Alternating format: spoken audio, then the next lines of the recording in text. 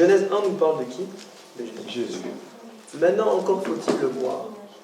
Vous savez que si on ne voit pas Jésus-Christ quand on étudie, il manque quelque chose. Moi, je trouve que c'est un gros problème. Parce que dans Jean 17, on nous dit « Or, la vie éternelle, c'est qu'il me Connaissent. C'est qu'ils te connaissent. qu'il te connaisse. » Il ne dit pas qu'il me connaisse. Une grosse différence. Ça change. Et on nous dit « Lorsque le Fils de l'homme sera élevé, alors j'attirerai tous les hommes à... » Donc, lorsque l'on étudie, il faut absolument que l'on voit Jésus-Christ. C'est lui qui donne la vie. Il faut qu'on le voit dans tout ce qu'on étudie. Maintenant, voyons Jésus-Christ dans le livre de la Genèse.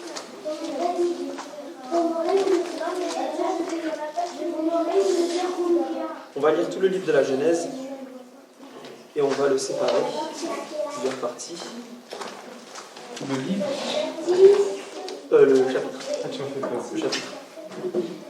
Non, non. Ça va être chaud là. Oui, c'est pas Le chapitre de la Genèse 1. On va trier par jour et on va voir tout ce que Dieu a créé chaque jour. On va faire jour 1, Dieu a créé ça. Et on va voir Jésus-Christ par la grâce de Dieu. Vous êtes prêts? Ok. Verset 2, on va faire verset par verset. La terre était informe et vide et il y avait des ténèbres à la surface de la vie. Et l'Esprit de Dieu se mouvait au-dessus des eaux. Donc, ici, est-ce que Dieu a créé pour l'instant par sa parole? Non. La situation avant la création, on va dire, de Dieu, puisqu'en réalité, si on étudie le reste, là, en réalité, il y a déjà de la matière. Mais c'est un peu le... Il n'est pas organisé. Exactement. Avant l'organisation de tout ça et la création de certaines choses, la première étape, en réalité, c'est que c'était les ténèbres. C'est le motor donc c'est le néant total. Ok? Jusqu'à qu'il y ait un élément déclencheur qui arrive, le verset 3, qui est que Dieu dit, ou l'amour dit. Donc l'élément déclencheur de toute la création, c'est le fait que l'amour est parlé. Ok? Il y a un petit détail là. Et l'Esprit de Dieu Se mouvait. se mouvait au-dessus des eaux. Je pense que c'est quelque chose d'important aussi. C'est-à-dire qu'on voit que la terre était informe et vide, il y avait des ténèbres à la surface de la terre, mais l'Esprit de l'amour ou l'Esprit de Dieu n'était pas quelque part là-haut, simplement en train d'observer. Il est descendu.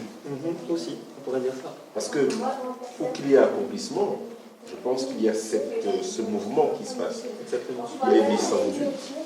Et justement, qu'est-ce qu'il est descendu faire? Mettre les choses en ordre.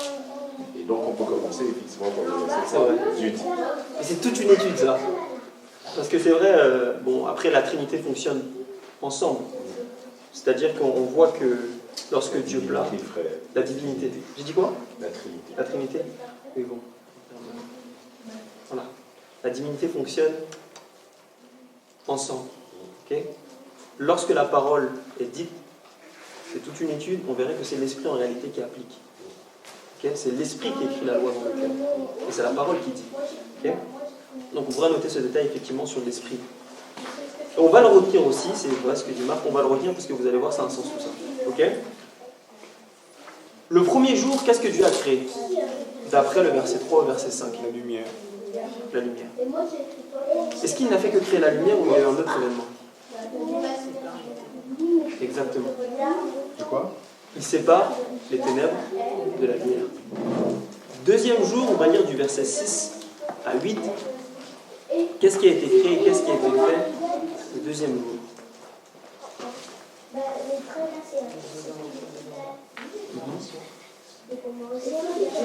Il y a une étendue entre les eaux. Il y a une étendue entre les eaux et qu'elle sépare les eaux d'avec les eaux.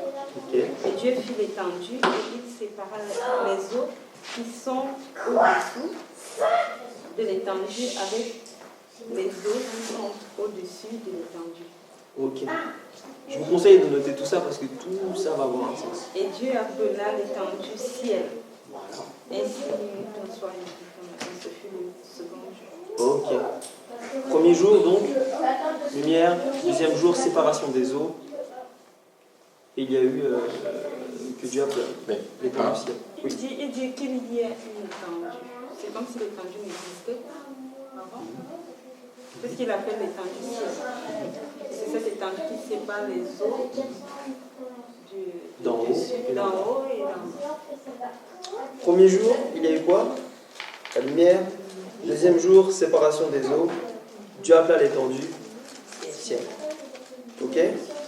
On va aller au troisième jour, du verset 9 au verset 13. Et dites-moi, vous, ce que vous voyez sur ce que Dieu a créé. Ou ce qu'il a fait aussi. Troisième jour, Dieu rassemble les eaux qui sont en dessous de l'étendue. Oui. Il les rassemble dans il les appelle la magie. Les océans, les mers, les rivières, tout ce que nous avons aujourd'hui comme eau sur la terre, Oui. qui occupe les trois quarts de la surface de la terre. Et il leur donne que le sec paraisse. Et c'est sur ce sec qu'il a fait terre, et c'est sur cette terre que nous habitons, nous avons la possibilité d'habiter, de faire des générations. Ok. Premier point donc, Dieu rassemble les eaux d'au-dessus du ciel. Et maintenant le sec apparaît. Ok. Dieu appelle donc le sec terre. Et il appelle la masse des eaux mer. Et Dieu dit que c'était. Ok. Maintenant sur cette terre-là, qu'est-ce que Dieu va faire? Voilà.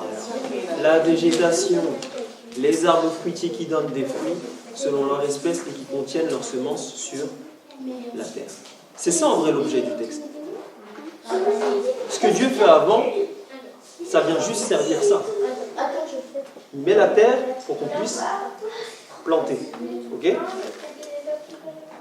Et Dieu dit encore que c'était bon. Il est un soir, en matin, c'est le troisième jour. Ok? Donc on peut dire qu'il y a eu le sec, la verdure, la masse des eaux créées et la production de fruits selon leur espèce. Premier jour, lumière, je récapitule. Deuxième jour, séparation des eaux, étendue du ciel. Troisième, verdure, fruits, etc. Ok? Quatrième jour, du verset 14 au verset 17, on l'a dit tout à l'heure, il y a eu quoi? Les luminaires. Donc soleil, étoile et lune. Et on nous donne le but de ces grands luminaires-là pour préciser le jour et la nuit, etc. Donc il faut marquer le temps. Ok? Cinquième jour, du verset 20 jusqu'au verset 23, on nous dit que l'eau pullule d'animaux vivants et que des oiseaux volent dans le ciel au-dessus de la terre. Dieu créa les grands poissons et tous les animaux vivants capables de se déplacer. Donc ici, il y a la création des poissons et les oiseaux. Ok?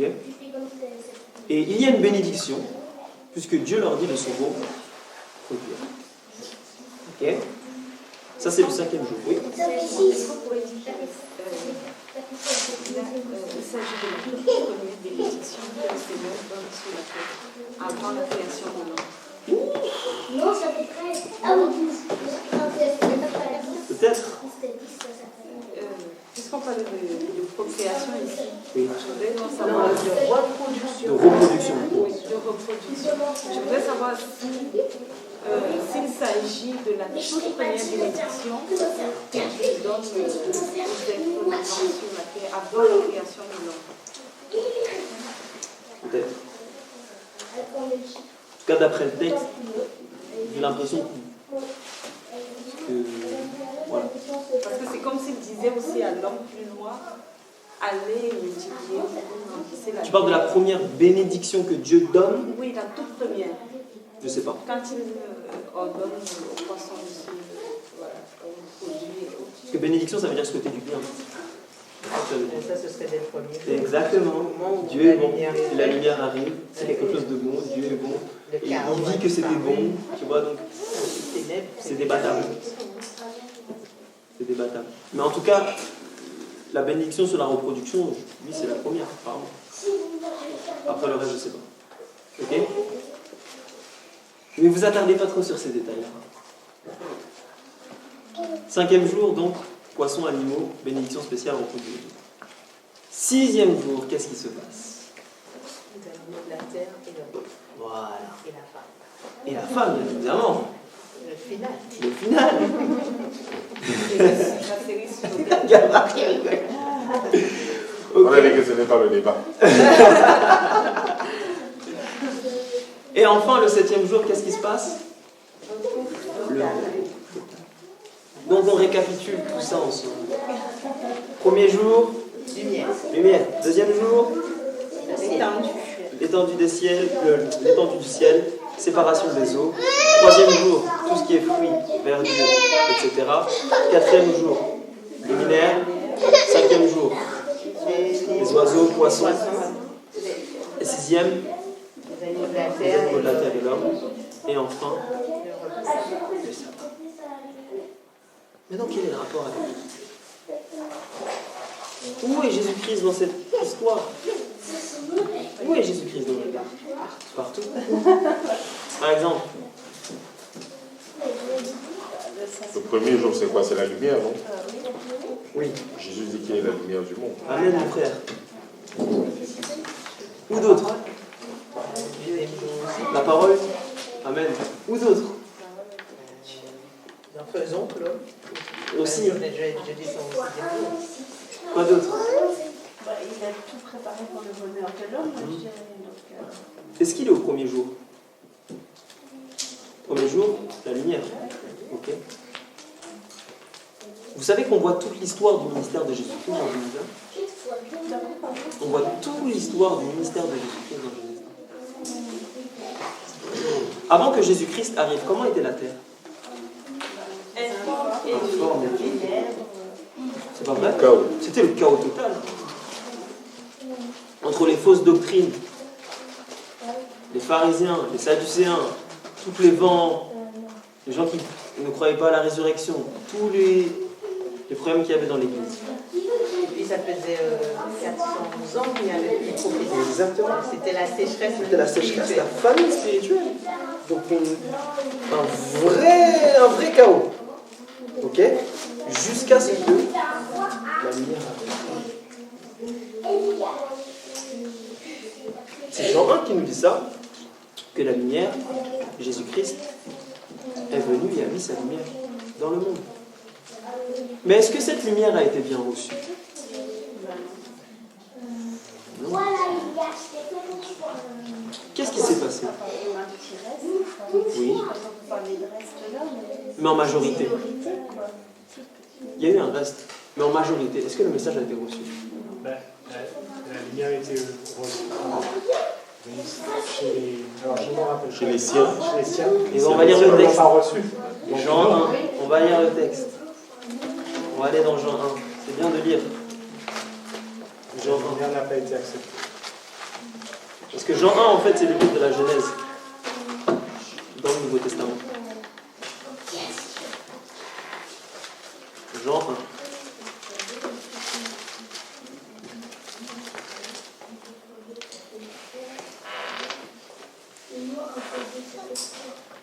Voilà, Jean 1. Le verset 4, en elle était la vie était la lumière des hommes, la lumière lui dans les ténèbres et l'Éternel ne l'ont point reçu. Il eut un homme envoyé de Dieu, son nom était Jean, il vient pour servir de témoin, pour rendre témoignage à la lumière, afin que tous cruent par lui. Il n'était pas la lumière, mais parut pour rendre témoignage à la lumière. Cette lumière était la véritable lumière qui, en venant dans le monde, éclaire tout homme. Mais on nous dit qu'elle était dans le monde et le monde a été fait par elle, le monde de la foi. Vous savez que Jésus-Christ est l'homme qui a causé le plus de division. Lorsqu'il est arrivé, il a séparé les gens. C'est pas lui qui a dit « Je ne suis pas venu pour Apporter C'est la paix, mais l'épée. mais l'épée. Pourquoi il dit ça? Est-ce que Jésus-Christ est venu avec une épée littérale? Non. Mais la parole de Dieu est tellement puissante, tranchante, aiguisée, qu'elle coupe toute chose. Exactement. Vous ne voyez pas un lien ici avec Genèse? Après que la lumière soit arrivée, il y a une séparation entre les eaux. Les eaux représentent quoi, prophétiquement parlant? Les foules, les peuples. Les foules, les peuples.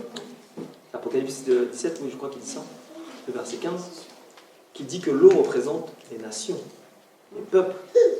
Mais dans certains aspects aussi, ça représente les fausses doctrines. Aussi, oui. Ça représente aussi les fausses doctrines. Et on sait que Jésus-Christ est venu aussi séparer ça. Est-ce qu'on ne voit pas ici pour l'instant le ministère de Jésus-Christ? Mais est-ce que la lumière n'a créé que des divisions? Non. À un moment donné, qu'est-ce qui s'est passé? Ça a apporté des fruits. C'est pas vrai? Et Jésus-Christ, par son ministère, a préparé une moisson. Et d'ailleurs, il y a une première récolte pendant son ministère. À quel moment? À sa mort, il est ressuscité. Et oui. Il y a des gens qui ont été ressuscités. Et lorsqu'il était ressuscité, il a emmené donc une récolte aussi avec lui. Donc il y a eu une double bénédiction à sa résurrection, dans un sens. Sa résurrection qui est déjà une grande bénédiction. Gloire soit rendue à Dieu, Jésus-Christ est ressuscité. Mais il a emmené aussi avec lui des fruits au 3e jour. Vous ne voyez pas un lien? Ressuscité le 3e jour, et c'est le 3e jour, il y a les fruits. Oui. Il faut bien lire la Genèse. Hein. Et d'ailleurs, je suis sûr que vous n'avez pas vu ces détails-là, parce qu'il y a une double bénédiction seulement pour le 3e jour. Il y a 2 fois où Jésus-Christ dit, le 3e jour, qu'il dit que cela est bon. Est-ce que vous avez vu ça? On va relire ensemble. Du verset 9 au 11, on nous dit « Et Dieu dit que les eaux qui sont au-dessus des cieux se rassemblent dans un lieu et que le sec paraisse, et il fut ainsi, je lis dans la Darby. Et Dieu appela le sec terre, et le rassemblement des eaux, il l'appela mer, et Dieu vit que cela est bon. » Une fois. Ça, c'est pendant le 3e jour. Ok? Toujours dans le 3e jour, il va dire, le verset 12, « Et la terre produisit l'herbe, la plante portant de la semence selon son espèce, et l'arbre produisant du fruit ayant sa semence en soi selon son espèce. Et Dieu dit que cela était bon. » Une 2e fois. Dans aucun des jours qui sont présentés, Dieu dit 2 fois que cela est bon. Parce que le deuxième jour, il fait un groupe de travail. C'est-à-dire, C'est-à-dire, là c'est le 3e jour. ah oui, je vais dire le 3e jour. Le 3e jour, il rassemble d'abord les eaux d'un côté, et le sec pareil. Oui. Et après, maintenant, la veille. C'est vrai. Mais il n'y a pas de hasard dans la vie. Parce que le 3e jour de la résurrection de Christ, il y a effectivement une double bénédiction. Donc Genèse annonce le ministère de Jésus-Christ. Et maintenant, le 4e jour, qu'est-ce qu'il y a? Les luminaires. Il n'y avait pas un petit luminaire qui a préparé le grand luminaire? Jean-Baptiste. C'est la petite lumière qui a amené à la grande lumière. Tout ça dans Jean 1. C'est pour ça qu'il faut comparer les deux. Ok? Et ensuite, il y a le 6e jour, les poissons, etc. etc. Jésus-Christ n'était pas le frère et sœur pécheur d'hommes. Si, oui. C'était un pécheur d'hommes. Donc on voit ici le ministère de Jésus-Christ qui vient gagner des âmes. À lui. Pécheur d'hommes. Vous voyez ça? Ensuite, il y a plusieurs détails qu'on pourrait voir un petit peu. On nous parle de plusieurs espèces de poissons, etc., etc. On voit que c'est une moisson qui est diverse. Il n'y a pas qu'un seul type de poisson. Donc ça doit casser l'idée des gens qui pensent que Jésus-Christ vient que pour les blacks, il vient que pour les blancs, que pour les beurs. Non, non, non, non. Il vient pour tout le monde, Jésus-Christ. Ok? Et enfin, le 6e jour. le 6e jour, il y a quoi?